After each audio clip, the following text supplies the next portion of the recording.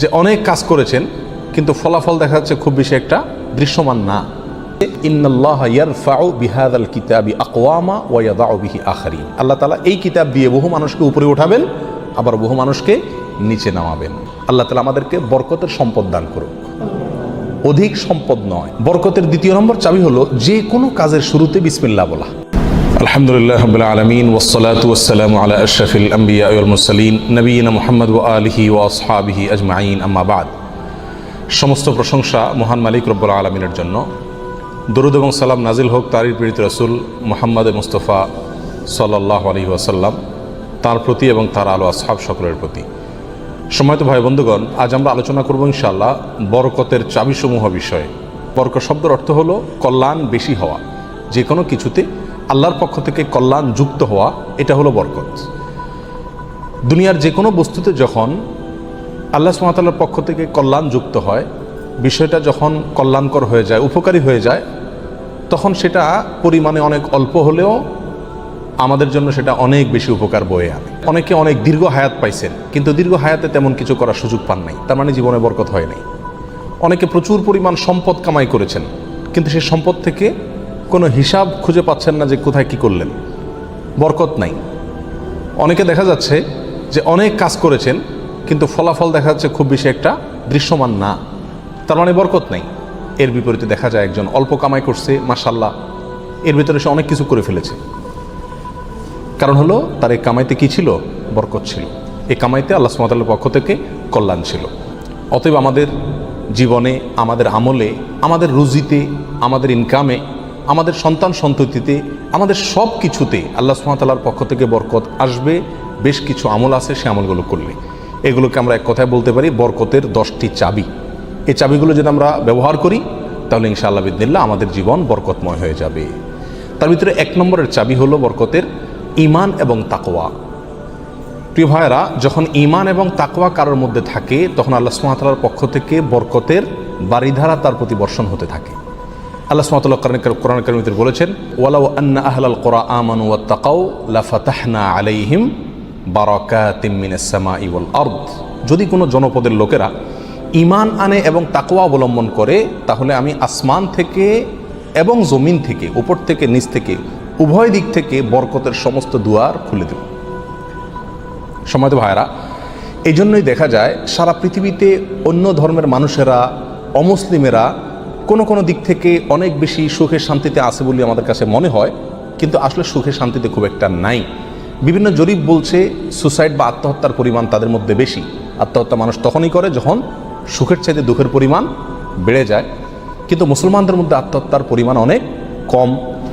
মুসলমানরা বেশিরভাগই গরিব, অভাবী, তারপরেও তাদের মধ্যে আত্মহত্যার পরিমাণ কম। এটা একটা আলামত যে তাদের জীবনে কি আছে? বরকত আছে। কারণ ঈমান সামান্য হলেও আছে।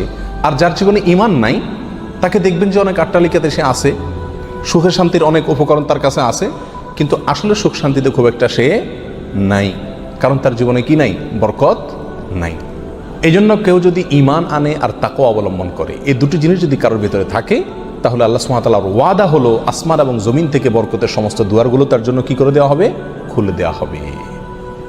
এই জন্য ভাই, ঈমানকে খালেস করতে হবে শিরক থেকে, কুফরি থেকে, নেফাকি থেকে।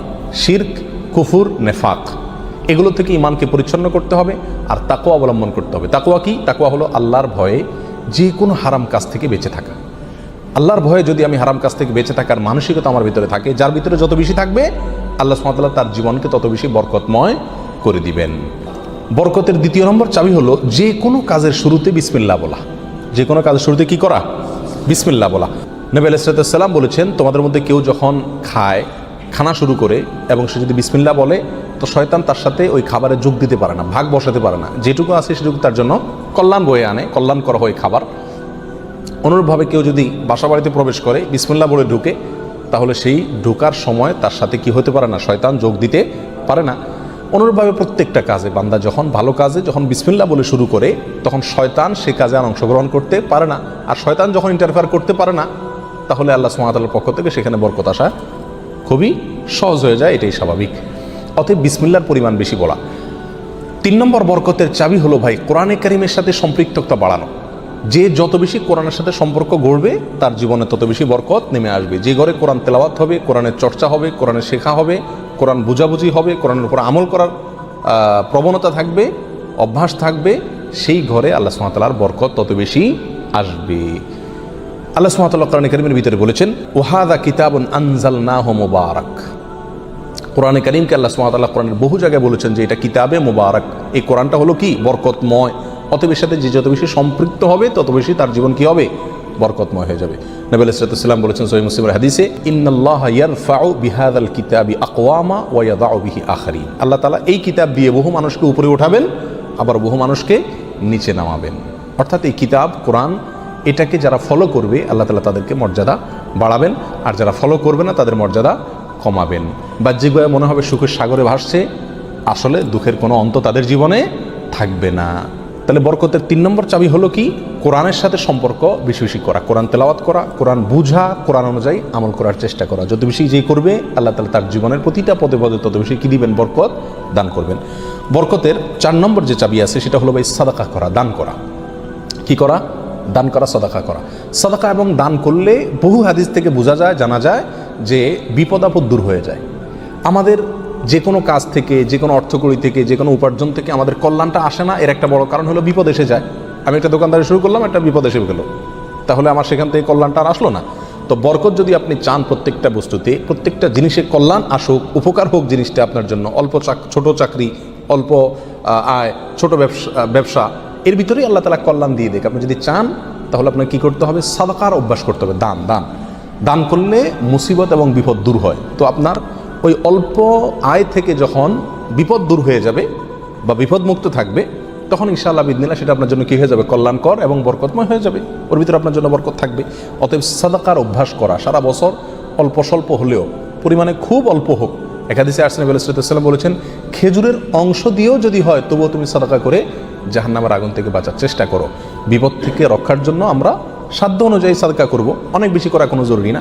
প্রতিদিন সাদকা করা একটা জটিল বিষয়। অনেক সময় প্রতিদিন আমি অভাবী লোক পাইও না, তাহলে একটা বাক্স রাখতে পারি বাসায়, যে প্রতিদিন আমি সেখানে 1 টাকা রাখবো, 2 টাকা রাখবো, যতটুকু সাধ্যগুলো ততটুকু রাখবো। তাহলে নিয়মিত আমি দানের সওয়াবটা পেয়ে গেলাম।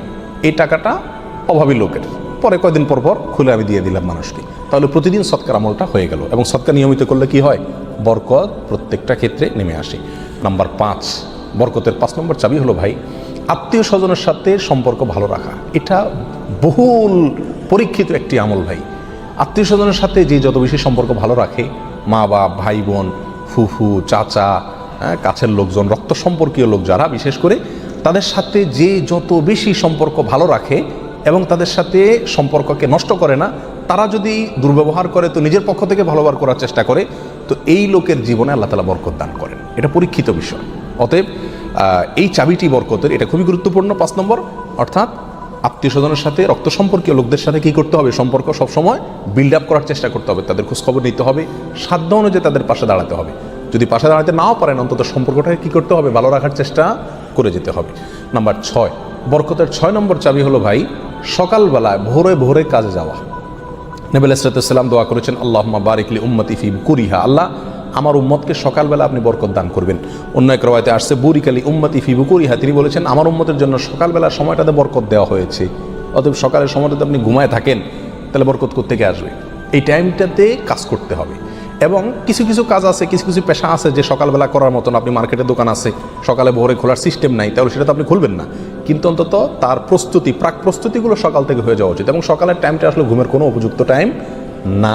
আপনি রাতে ভালো করে ঘুমান, বেশি করে ঘুমান, সকালে ঘুমাবেন না, দুপুরে ঘুমান, কিন্তু সকালে ঘুম এটা কোনো প্রশংসনীয় ঘুম নয়, স্বাস্থ্যের জন্য ভালো নয়, ইসলামী দৃষ্টি থেকেও খুব বেশি প্রশংসনীয় নয়। এই জন্য সকালবেলা যদি কাজে বের হওয়া যায় তাহলে ইনশাআল্লাহ জীবনে কি আসবে? বরকত আসবে। যে কাজই করেন আপনি সকালবেলা, সেই কাজে আল্লাহ তাআলা কি দিবেন? বরকত দান করবেন। নাম্বার 7, বরকতের 7 নম্বর চাবি হলো ভাই নিজে 5 ওয়াক্ত সালাত আদায় করতে হবে এবং পরিবারের লোকদেরকে সালাতের নির্দেশ করতে হবে। বহু লোক নিজে নামাজ পড়ে, কিন্তু বাচ্চা কাচ্চা, ফ্যামিলির লোকজন তারা নামাজ পড়ছে কিনা সে বিষয়ে কী করে না? খবর রাখে না। আল্লাহ সুবহানাহু ওয়া তাআলা কোরআন কারীমের ভিতরে বলেছেন, ওয়া উমুর আহলাকা বিস-সালাত, তুমি তোমার পরিবারকে নামাজের নির্দেশ করো। নিজে তো পড়তেই হবে, পরিবারকেও নির্দেশ করো। ওয়াসতাবির আলাইহা, এবং এটার উপর অটল থাকো, ধরে রাখো এটাকে। তাহলে কি হবে? লা নাসআলুকা রিজকা, আমি তোমাদের কাছ থেকে, আল্লাহ বলছেন আমি তোমাদের কাছ থেকে রিজিক চাই না, নাহনু নারযুকুকা ওয়াল আকিবাতু লিত্তাকওয়া, বরং এই কাজ করলে, আমল করলে আমি তোমাদেরকে রিজিক দিব, বরকত চলে আসবে ইনশাআল্লাহ। নামাজ নিজে পড়তে হবে এবং পরিবারকে নামাজের নির্দেশ করতে হবে। নাম্বার 8, বরকতের 8 নম্বর চাবি হলো ভাই তাওয়াক্কুল করা আল্লাহর উপরে, আল্লাহর উপরে ভরসা করা। মুমিন যত বেশি আল্লাহর উপরে ভরসা করবে, আল্লাহ তাআলা তত বেশি তাকে সাহায্য করবে। আর আল্লাহর প্রতি ভরসা যত কমে যাবে, আস্থা যত কমে যাবে, নির্ভরতা যত কমে যাবে, দুনিয়ার কোনো বস্তুর প্রতি যখন আস্থা বেশি হয়ে যাবে, আল্লাহ তাআলা তাকে ওই বস্তুর হাতেই বেইজ্জত করে ছাড়েন। এটাই আল্লাহ সুবহানাহু ওয়া তাআলার সুন্নাহ। যার কারণে আল্লাহর প্রতি যে যত বেশি তাওয়াক্কুল করে, আল্লাহ তাআলা তাকে তত বেশি উদ্ধার করেন এবং সাহায্য করেন। বরকতের জন্য এটা একটা অন্যতম উপায়। যে যত বেশি আল্লাহর উপরে ভরসা করবে, বিশেষ করে রিজিকের ব্যাপারে, তত বেশি আল্লাহ সুবহানাহু ওয়া তাআলার পক্ষ থেকে কি আসবে? বরকত আসবে। একটু কোনো কারণে আমাদের ইনকামের উপরে চাপ আসলে, প্রেশার আসলে আমরা অস্থির হয়ে যায়, হাউতাশ হয়ে যায়, নিরাশ হয়ে যায়। অনেকে তো আজেবাজে মন্তব্য করা শুরু করি, আল্লাহর উপর তাওয়াক্কুল থাকে না। তো আসবে কোত্থেকে রিজিক? রিজিক আসবে তখন যদি আল্লাহর উপরে ভরসাটা পূর্ণ মাত্রায় থাকে। নবী আলাইহিস সালাতু ওয়াস সালাম বলেছেন, লাউ তাওয়াক্কালতুম আলাল্লাহি হাক্কা তাওয়াক্কুলিহি, আল্লাহর প্রতি যেরকম ভরসা রাখা দরকার, যেরকম আস্থা রাখা দরকার, তোমরা যদি সেই মাপের আস্থা রাখতে পারো, নির্ভরতা আল্লাহর উপরে তোমরা রাখতে পারো, তাহলে কি হবে? লা রাযাকাকুম কামা ইয়ারযুকুত তাইর, আল্লাহ তাআলা পাখিকে যেভাবে রিজিক দেন তোমাদেরকে সেভাবে রিজিক দিবেন। সারপ্রাইজ রিজিক, কল্পনাও করতে পারবে না কোথায় আল্লাহ রিজিকের ব্যবস্থা করে রাখছে। এরকম বরকত জীবনে নেমে আসবে যদি কি করা হয়? আল্লাহর উপরে পরিপূর্ণ তাকওয়া, এই তাওয়াক্কুল অবলম্বন করা হয়। বরকতের জন্য 9 নম্বর আমল হলো বেশি বেশি ইস্তেগফার করা। কি করা ভাই? ইস্তেগফার করা। ইস্তেগফার, উঠতে চলতে ফিরতে সব সময় ইস্তেগফার করা। আস্তাগফিরুল্লাহ ওয়া আতুবু ইলাইহি, আস্তাগফিরুল্লাহাল্লাযী লা ইলাহা ইল্লা হুয়াল হাইয়ুল কাইয়্যুম ওয়া আতুবু ইলাইহি। অথবা সাইয়্যিদুল ইস্তেগফার পড়া। কিচ্ছু না পারেন শুধু আস্তাগফিরুল্লাহ পড়া, আস্তাগফিরুল্লাহ আস্তাগফিরুল্লাহ আস্তাগফিরুল্লাহ ওয়া আতুবু ইলাইহি, এতটুকু পড়া। এবং যখন পড়বেন অর্থ বুঝে পড়বেন। আল্লাহর কাছে ক্ষমা চাচ্ছেন আপনি, আর ক্ষমা চাইলে ক্ষমা চাওয়ার মোড থাকে আলাদা। একটা মানুষের কাছে যখন মাপ চান আপনি, তখন মাপ চাওয়ার মোড ভিন্ন থাকে না? আস্তাগফিরুল্লাহ যখন বলবো তখন নিজের অপরাধের কথা স্মরণ করে, অথবা আমি যে বহু অপরাধ করি সে কথাটা মনে করে আল্লাহর কাছে ক্ষমা চাইব। যত বেশি ইস্তেগফার করব তত বেশি রিজিক আসবে। সূরা নূহের ভিতরে আল্লাহ সুবহানাহু ওয়া তাআলা আল্লাহর নবী নূহ আলাইহিস সালাম সম্পর্কে বলেছেন যে নূহ আলাইহিস সালাম বলেছেন তার জাতিকে, ফাকুলতুস্তাগফিরু রাব্বাকুম ইন্নাহু কানা গাফফারা। তিনি বলেন, আমি আমার জাতিকে বলেছিলাম তোমরা তোমাদের রবের ইস্তেগফার করো, তোমাদের রব ক্ষমাশীল। তাহলে কি হবে? ইস্তেগফার করলে 1 নম্বরে তিনি ক্ষমা করবেন, তারপরে ওয়ায়ুমদিদুকুম বিআমওয়ালিন ওয়া বানিন ওয়া ইয়াজআল লাকুম জান্নাতিন ওয়া ইয়াজআল লাকুম আনহারা। সম্পদ এবং সন্তান, পরিবার, এই দুইটা দিয়ে তোমাদেরকে শক্তিশালী করবেন, রিচ করে দিবেন, সমৃদ্ধ করে দিবেন। ওয়া ইয়াজআল লাকুম জান্নাতিন ওয়া ইয়াজআল লাকুম আনহারা, তোমাদের জন্য বাগবাগিচা দিবেন এবং নহর প্রসবন দান করবেন, অর্থাৎ রুজি রুটির বরকত দান করবেন। সম্মানিত ভাই বন্ধুগণ, তাহলে ইস্তেগফার করলে রুটি রুজির বরকত হয়, সম্পদে আপনার বরকত হয়, সন্তানে বরকত হয়, পরিবারে বরকত হয়। অতএব ইস্তেগফার বেশি বেশি করতে থাকতে হবে। নবী আলাইহিস সালাম বলেছেন, মাল্লাজিম আল ইস্তেগফার, যে ব্যক্তি ইস্তেগফারকে ধরে রাখবে, সবসময় নিয়মিত ইস্তেগফার করবে, জাআলাল্লাহু মিন কুল্লি যিকিন মাখরাজা, সকল কঠিন মুহূর্ত থেকে বের হওয়ার জন্য আল্লাহ তাআলা তাকে পথ দেখাই দিবেন। ও কুল্লি হাম্মিন ও মিন কুল্লি হাম্মিন ফারাজা, সকল পেরেশানি থেকে আল্লাহ তাআলা তার জন্য প্রশস্ততার পথ দেখাই দিবেন, যদি সে ইস্তেগফারকে ধরে রাখে। 1-2 বার পড়া না, নিয়মিত পড়তে থাকে, ধরে রাখে। অতএব বরকতের জন্য বেশি বেশি ইস্তেগফার করতে হবে। 10 নম্বর বরকতের চাবি হলো ভাই পরিপূর্ণ সালামের ব্যাপক পরিমাণে প্রচলন ঘটাতে হবে, দিতে হবে। সালামের পরিপূর্ণ রূপ হলো আসসালামু আলাইকুম ওয়া রাহমাতুল্লাহি ওয়া বারাকাতুহু। এখানে আমরা সবাই জানি দোয়া করা হয়, আপনার প্রতি শান্তি বর্ষিত হোক, আল্লাহর রহমত বর্ষিত হোক এবং আল্লাহর বরকত নাজিল হোক আপনার প্রতি। তাহলে আপনি যখন কারোর প্রতি সালাম দিচ্ছেন, পূর্ণাঙ্গ সালাম, আসসালামু আলাইকুম ওয়া রাহমাতুল্লাহি ওয়া বারাকাতুহু, তার মানে আপনি কেমন যেন তার জন্য বরকতের দোয়া করছেন, শান্তির দোয়া করছেন। আর হাদিসে আসছে, কোনো মুসলিমের জন্য যদি আপনি বরকতের দোয়া করেন বা যে কোনো দোয়া করেন, তো ফেরেশতা আপনার জন্য দোয়া করে আল্লাহ এই বান্দাকেও আপনি দান করেন। তাছাড়া যাকে সালাম দিবেন তিনিও জবাব দিবেন। আপনি যেহেতু অবারাকাতু পর্যন্ত পড়বেন, তার জন্য উচিত হবে বরাকাতু পর্যন্ত দেওয়া। সালাম যতটুকু দেওয়া হয় পরিপূর্ণ কমপক্ষে অতটুকু দিতে হয়। অতএব যত বেশি সালাম দেওয়া হবে তত বেশি ফেরেশতা আমার জন্য বরকতের দোয়া করবে, আর যাকে সালাম দিচ্ছি তিনিও করবেন। তাহলে সালামের প্রচলন ব্যাপক পরিমাণে যদি করতে পারি, তাহলে আমাদের জীবনে কি আসবে ভাই? বরকত নেমে আসবে। আর আগেই বলেছি, বরকতের অল্প বেবরকতের বহুর চাইতে উত্তম এবং শ্রেষ্ঠ। আল্লাহ তাআলা আমাদেরকে বরকতের সম্পদ দান করুক। অধিক সম্পদ নয়, বরকতের সম্পদ। আল্লাহ তাআলা আমাদের বরকতের সন্তান দান করুক। অধিক সন্তান নয়, বরকতের সন্তান। কল্যাণ যে সন্তানে আছে সেখানে অনেক বেশি হলো, কিন্তু কল্যাণ তার ভিতরে নাই, উপকারটা নাই, তাহলে এই বেশির কোনো লাভ হলো না। আল্লাহ তাআলা আমাদের গোটা জীবনকে, আমাদের উপার্জনকে, আমাদের সম্পদকে আমাদের নেক আমলকে, আমাদের সন্তান সন্ততিকে, আমাদের পরিবারকে, পরিজনকে, আমাদের চিন্তা চেতনাকে, আমাদের সব কিছুকে আল্লাহ সুবহানাহু ওয়া তাআলা বরকতময় করে দিন। সব কিছুতে আল্লাহ তাআলা কল্যাণ এবং উপকারিতা প্রচুর পরিমাণে বৃদ্ধি করে দিন। জাযাকুমুল্লাহ ওয়া আখিরু দাওয়ানা আলহামদুলিল্লাহি রাব্বিল আলামিন।